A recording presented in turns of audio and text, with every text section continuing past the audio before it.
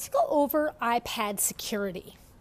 For example, would you like to have a passcode that you need to put in to unlock your iPad?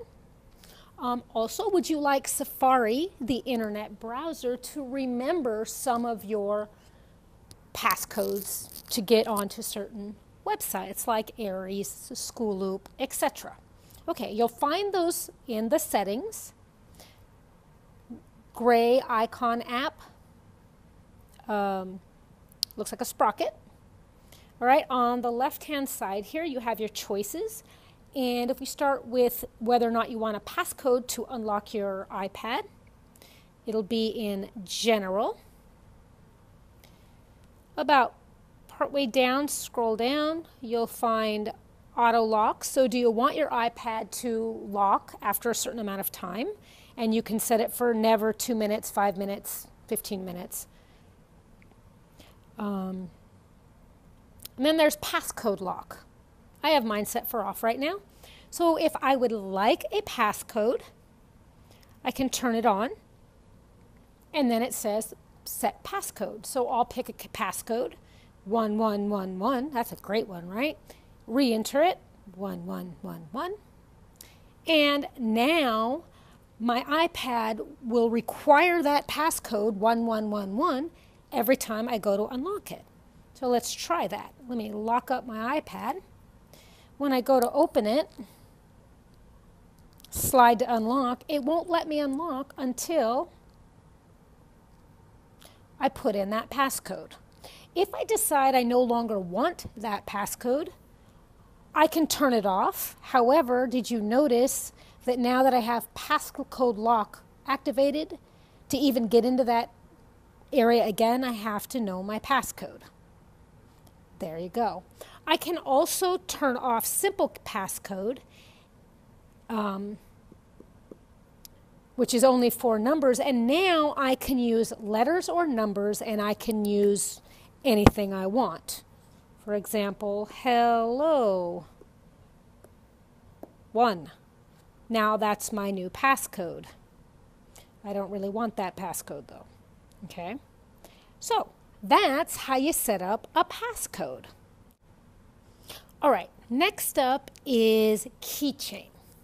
Keychain is a handy-dandy way for Safari, your internet browser, to save all your passwords. So you put them in once, and then forevermore, you don't have to put in your password. You just open it up, and your password is saved. You go to the site. You don't have to type your password. Awesome, awesome, awesome. Except for one thing. You're using this iPad in your classroom. Somebody else gets a hold of your iPad.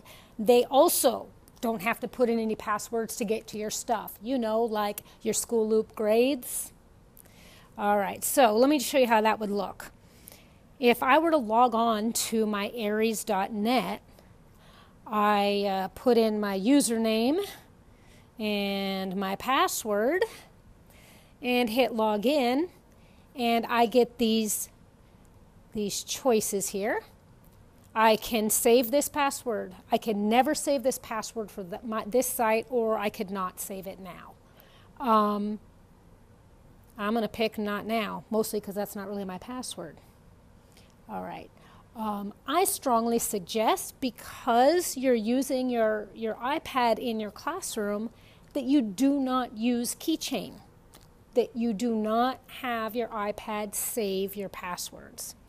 So back to settings. Find Safari, which is our internet browser app, and where it says passwords and autofill, right there, passwords and autofill. Click on that, and you can decide what you want. I have everything clicked off. That way, I don't have to worry about anybody getting to my sites. It can save your credit card information. How awesome is that? You can see all your saved passwords. I don't have any. There you go. It's up to you. One thing you can do is save passwords for non-sensitive information, like I'm not really sure what, and not for sensitive information. Up to you. I strongly suggest, however, because this is in your classroom, kind of in a public place, I would turn all of this off. Again, to get to this part, you go to Settings, scroll down to Safari, and click on Passwords and Autofill.